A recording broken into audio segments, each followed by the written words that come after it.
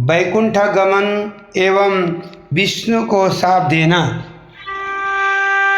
ऋषियों ने पूछा, हे महाविद्वान सुत जी, जब शिव के गढ़ अपने इच्छा से चले गए तब काम से विहल नारद मुनि ने क्या किया? तब सुत जी बोले, शिव जी की इच्छा से मोहित मुनि ने उन दोनों को यथातीत शाप देकर जब जल में जाकर अपना मुख देखा तो बंदर किसी अपने मुखाकृत को देखकर उन्हें विष्णु जी पर बड़ा क्रोध आया और सोचा कि यह तो उन्होंने मेरे साथ छल किया है। इस कारण वे क्रोध हो विष्णु लोक को चले गए और बड़ी हुई अग्नि के समान वाक्य कहने लगे। शिव जी की इच्छा से उनका ज्ञान नष्ट हो गया था और वे गर्भ से पूर्ण वचन बोल रहे थे। उन्होंने कहा, हे हरि, तुम बड़े कुटिल और कपटी हो, अपनी माया से संसार को मोहित कर मायावती और मलिन चित्त वाले हो। तुम किसी के उत्साह को सहन नहीं कर सकते। तुमने पहले मोहिनी रूप धारण कर कपट किया और असुरों को अमृत न पिलाकर उन्हें मदिरा पिलाया। यदि महादेव जी ने दया कर विष न पान कर लिया होता तो तुम सब बहाने बाजी की सारी माया को ही नष्ट हो चुकी होती। हे विष्णु, तुमको कपटी चाल बड़ी प्यारी है, तुम्हारा स्वभाव अच्छा नहीं है। इससे तो परमात्मा शिव जी ने ब्राह्मण को सबसे ऊपर कहा है। आजकल वे महादेव जी तुम्हारी चालबाजी पर पछताते हैं। इसलिए हे हरि, यह जानकर आज मैं उन्हीं शिव जी के बल पर शाप देता हूँ, जिससे तुम फिर कहीं पर ऐसा कर्म न करो, क्योंकि तुम बड़े निशंक हो। कारण कि कभी बेग वाले से तुम्हारा पाला नहीं पड़ा है। हे विष्णु, अब तुम अपने इस किए हुए कर्म का फल पाओगे। हे विष्णु, तुमने स्त्री के लिए मुझको व्याकुल और मोहित किया है और जिस स्वरूप से मेरे साथ व्यवहार किया है, हे हरि, तुम भी उसी रूप से मनुष्य होकर दुख भोगोगे और जैसा मेरा मुख किया है उसी मुख वाले तुम्हारे सहायक होंगे। तुम भी स्त्री से अलग होने का दुख पाओगे और संसार में अज्ञान से मोहित होकर तुम्हें भी नर लीला करनी पड़ेगी। इस प्रकार नारद जी ने भगवान को श्राप दिया। विष्णु जी ने शिव जी की माया की प्रशंसा की और उस शाप को ग्रहण कर लिया। फिर महादेव जी ने विश्वमोहक अपनी उस माया को खींच लिए जिससे नारद जी मोहित हुए थे। उसके हटते ही नारद जी फिर पहले की तरह बुद्धिमान हो गए और पश्चाताप करते हुए बारंबार अपनी निंदा तथा शिव जी की माया की प्रशंसा करने लगे। फिर आकर विष्णु के चरणों पर गिर पड़े। भगवान ने उठाकर उन्हें अपना आसन पर बिठा लिया। नारद जी ने क्षमा की प्रार्थना की तो विष्णु जी ने समझाया कर कहा कि हे नारद, खेद मत करो, तुम मेरे श्रेष्ठ भक्त हो, इसमें संदेह नहीं।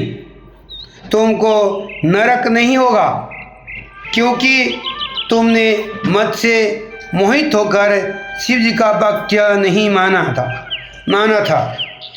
तुम उनके और हमारे भी बड़े भक्त हो, इससे शिव जी तुम्हारे कल्याण करेंगे और यह तो तुम्हारे गर्भ नाशक के लिए ही उन्होंने ऐसे माया की थी। भगवान शंकर गर्भ के हरण करता है।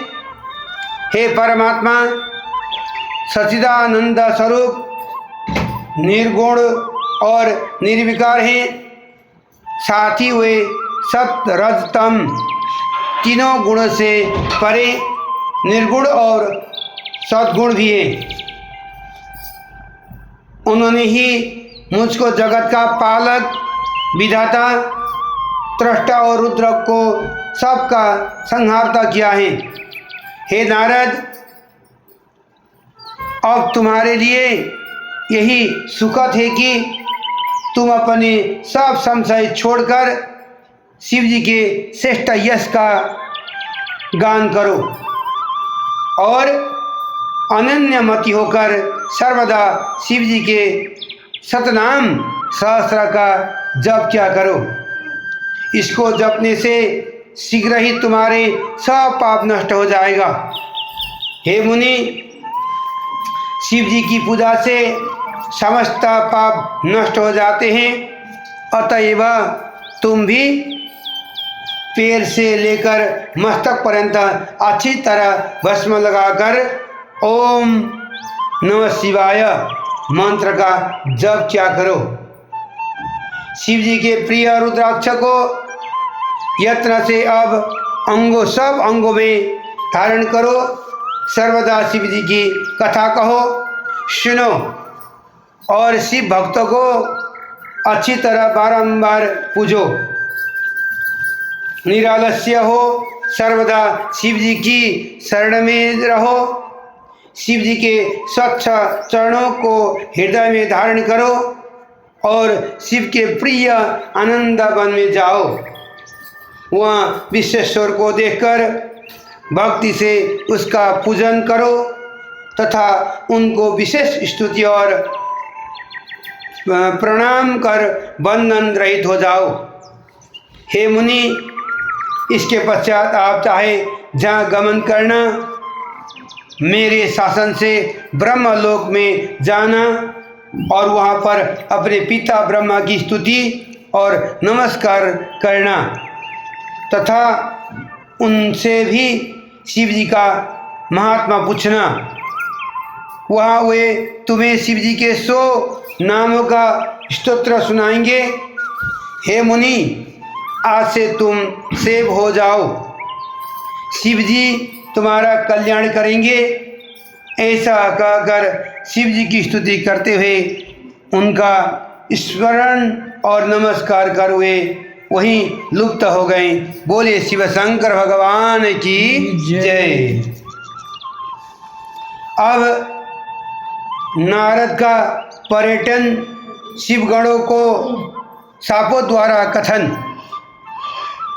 सुत जी बोले, हे ब्राह्मणों, विष्णु जी के अंतर्धान होने पर नारद जी भक्तिपूर्वक शिवलिंगों का दर्शन करते हुए पृथ्वी पर विचरने लगे। उन्होंने कितने ही शिवलिंगों का प्रेम पूर्वक दर्शन किया। उसी समय वो रुद्र के गण जिन्हें उन्होंने श्राप दिया था, उनके समीप में जाकर चरणों पर गिर उनसे क्षमा मांगी और कहा कि हे मुनिवर्यो, आपका अपराध करने वाले हम वास्तव में ब्राह्मण नहीं हैं, किंतु हम दोनों महादेव जी के गण हैं, जिन्हें राजपुत्रों के स्वयंवर में माया से मोहित चित्त होकर परेश की प्रेरणा से आपने हमको श्राप दिया था। उस समय हमने कुसमयी जानकर मौन रहना ही अच्छा समझा था, अन्यथा आप हमारे प्राण भी ले लेते। परंतु अब तो आप प्रसन्न होकर हम पर कृपा कीजिए। तब सूर्य जी कहते हैं कि जब उन गणों ने भक्ति और आदर से उस प्रकार प्रार्थना की तो उनके वचनों को सुनकर पश्चाताप करते हुए मुनि ने कहा कि हे सत्पुरुषों, मैं माननीय महादेव जी के गणों शिव जी की इच्छा से पहले निश्चित ही मेरी बुद्धि नष्ट हो गई थी, जिनसे मोहवश मैंने तुमको श्राप दिया, परंतु जो कुछ कहा गया वह तो होना ही है। तो भी हे गणों, सुनो, मेरे अपराध को क्षमा करो। अब मैं तुम्हारे शापों द्वारा का उपाय कहता हूँ। तुम श्रेष्ठ मुनि के वीर्य से जन्म लेकर राक्षस होंगे, जहाँ तुम्हें सब प्रकार का ऐश्वर्य, प्रताप और बल प्राप्त होगा।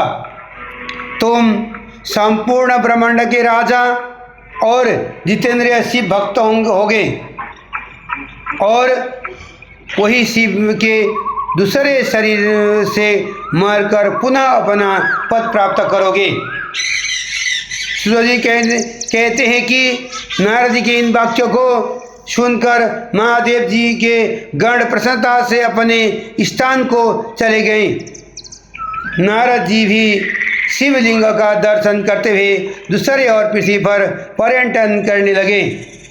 चलते चलते हुए काशीपुरी में काशीनाथ जी के दर्शन करने गए, जो सबके ऊपर विराजमान शिव जी का प्रिय, शिव को सुख देने वाले और शिव रूपिणी नगरी हैं। उसके दर्शन कर वे कृतार्थ हो गए। वहाँ पर आनंद से उन्होंने काशीनाथ शिव जी का पूजन किया और उनकी महिमा वर्णन करते हुए प्रेम से विलय हो गए। पश्चात नारद जी ब्रह्मलोक को गए। वहाँ जाकर उन्होंने अनेक प्रकार से अपने पिता ब्रह्मा से शिव तत्व को पूछा। बोले शिव शंकर भगवान की जय। अब ब्रह्मा जी द्वारा तत्व निरूपण। ब्रह्मा जी बोले, हे ब्राह्मण, हे बुद्धिमान में श्रेष्ठ, तुमने बहुत अच्छी बात पूछी है। तुम लोकोपकारी ने लोक के हित के लिए कामना से यह पूछा है। यथार्थ रूप से तो मैं शिव तत्व नहीं जान सकता तथा विष्णु जी परम अद्भुत रूप को कुछ जानते हैं। जब महाप्रलय काल में स्थापर जंगम सब नष्ट हो गया, जिस समय ग्रह नक्षत्र तारा सूर्य न होने से सब अंधकार रुद्र था, चंद्रमा दिन रात, अग्नि वायु पृथ्वी जल कुछ नहीं था तथा प्रधान आकाश दूसरा तेज भी नहीं था। शब्द स्पर्श था, इष्ट पदार्थ कुछ भी नहीं था। गंध रूप रक्षा दिशा आदि सब अव्यक्त अप्रकट था। इस प्रकार शुचि वेद्य निरंतर अंधकार में वह सद्ब्रह्म ही था, जिसको सत कहते हैं।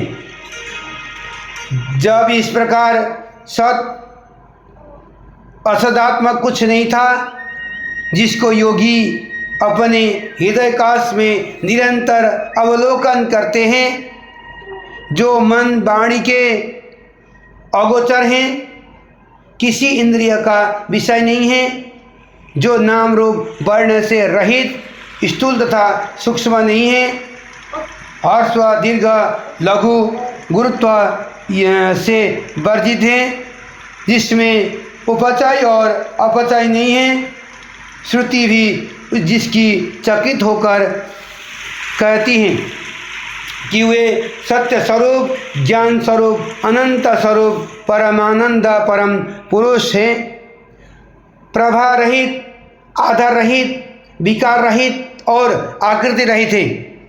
निर्गुण योगम्य सर्वव्यापक एकाकर है, निर्विकल्य निरारंभ माया रहित, उपद्रव रहित, अतीय आदित्य रहित, विकार रहित, चिदात्मक, जिसके इस प्रकार संज्ञा संयुक्त विकल्प करके होते हैं, उसको कितने काल में दूसरे की इच्छा हुई।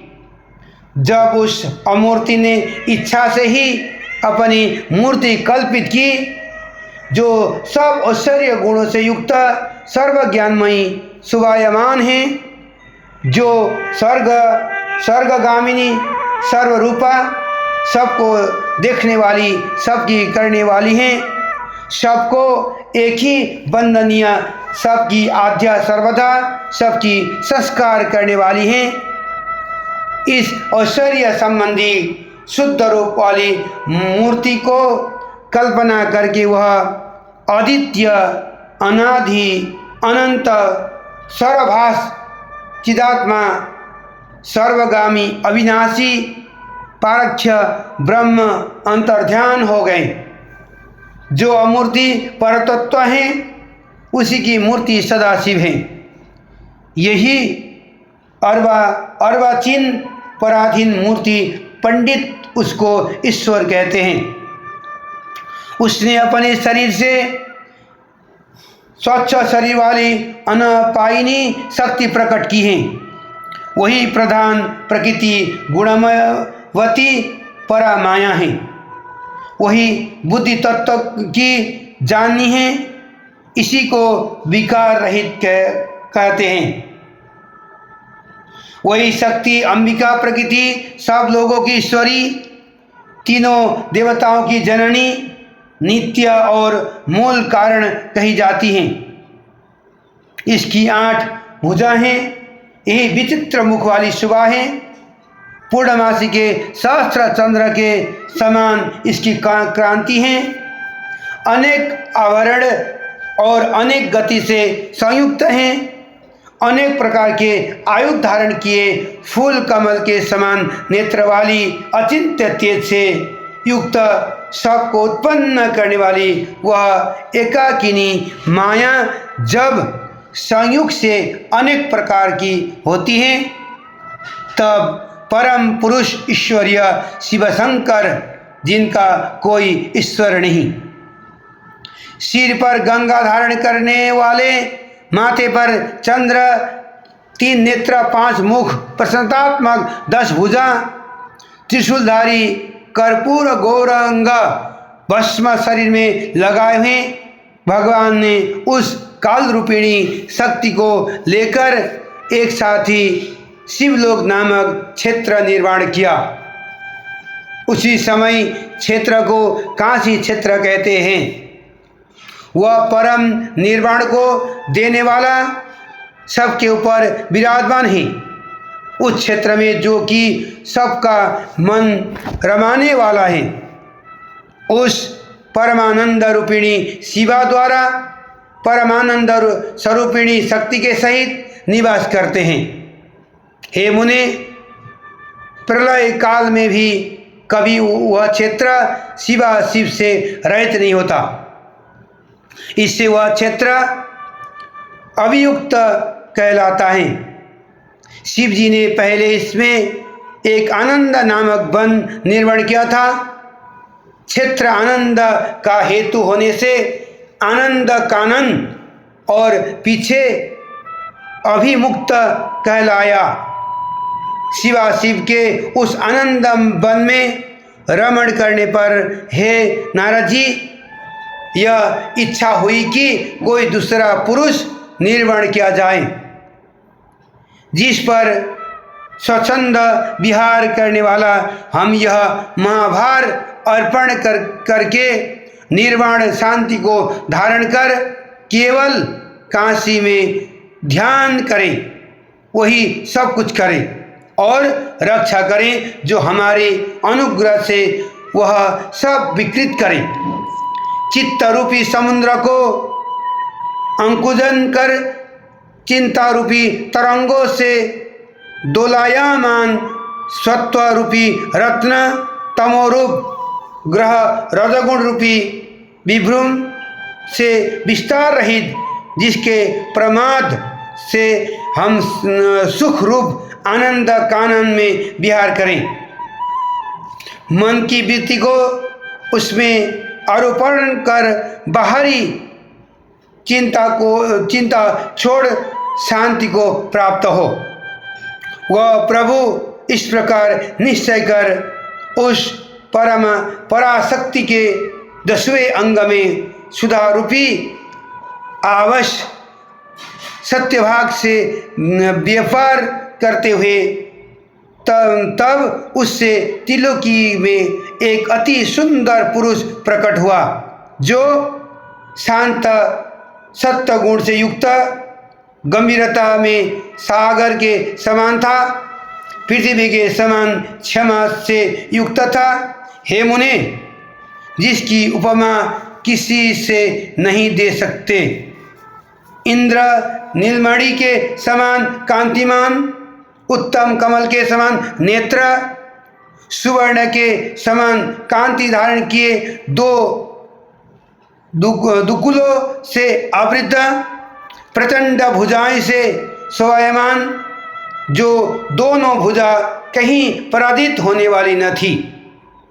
तब वह पुरुष परमेश्वर शिव को प्रणाम कर बोले, हे स्वामी, मेरा नाम रखकर मेरे कर्म भी कहिए। यह वचन सुनकर समर्थ प्रभु शंकर हंसते हुए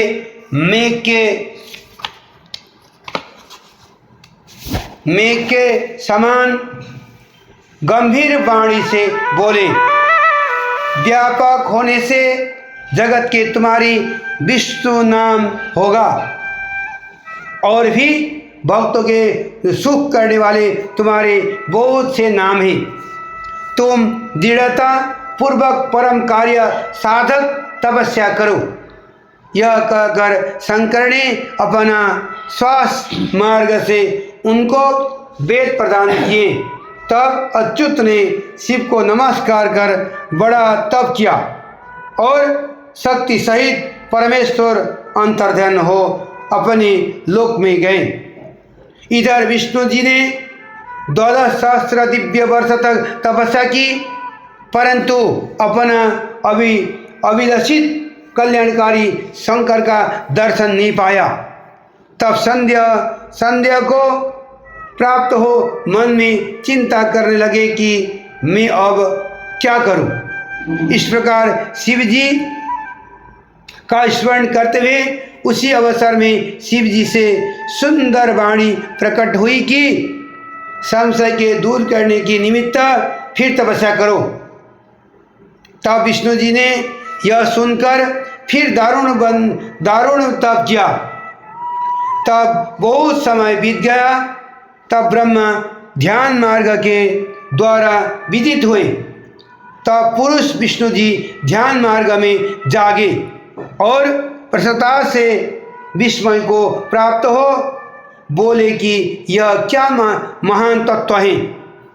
तब विष्णु जी के परिश्रम करने से उनके शरीर से शिव की माया से जल धाराएं निकलने लगी। हे महामुने, वह सब महान जल शून्य में व्याप्त हो गया। वह जल ब्रह्मरूप हुआ, जिसके स्पर्श मात्रा से पाप नष्ट होते हैं। तब विष्णु जी शांत होकर उसी जल में विमोहित हो बहुत काल तक शयन करते रहे। उस समय उनका स्तुति सम्मत नाम नारायण हुआ। उस समय प्रकृति पुरुष के बिना और कुछ नहीं था। उसी समय उन महात्मा के तत्व प्रकट हुए। हे महामते, हे महापंडित, मैं उसका प्रकार कहता हूँ, सुनो। सो आप मुझसे सुनिए। प्रकृति से महान और महान से 3 गुण हुए। उसके अहंकार और उससे गुणभेद से 3 गुण हुए। उससे तन्मात्रा और उनसे 5 भूत प्रकट हुए। उनसे ज्ञानेंद्रिय और कर्मेंद्रिय उत्पन्न हुए। हे ऋषित्वम, आपसे तत्व का ज्ञान पूर्व ही कहा है। प्रकृति का यह सब जड़ात्मक कार्य पुरुष को छोड़कर जानना वह 24 संख्या वाले तत्व शिव की इच्छा से ग्रहण करके ब्रह्म रूप जल में स्वयं कर गए। बोले शिव शंकर भगवान की जय।